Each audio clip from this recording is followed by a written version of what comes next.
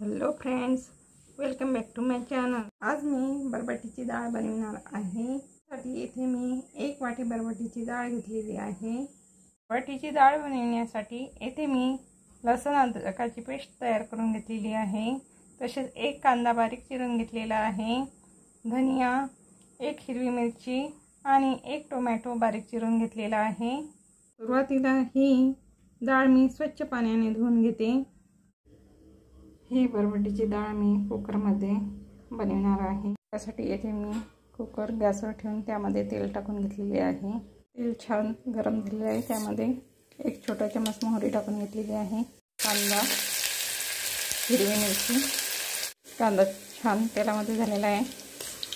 लसूण अद्रकाची पेस्ट टाकून घेतलेली आहे।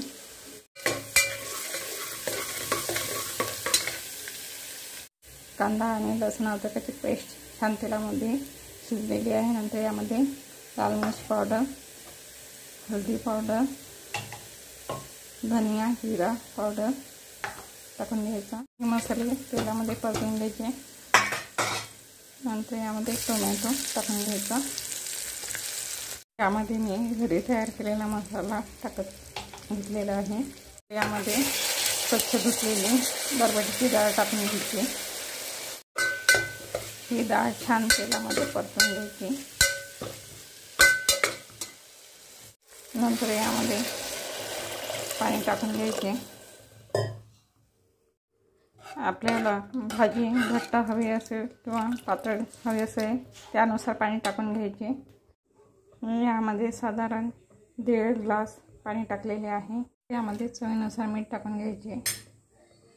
यामध्ये गरम मसाला टाकून घ्यायचा आणि थोडी कोथिंबीर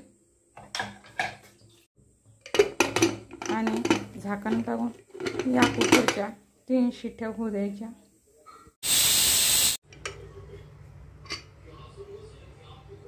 इथे आपली भाजी तयार झालेली आहे।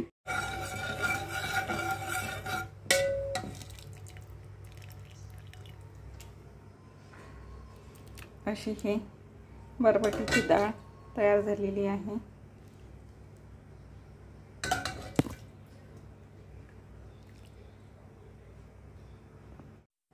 अशी ही बरबटीची डाळ पटकन होणारी ही डाळ आहे। ही डाळ खूप टेस्टी लागते।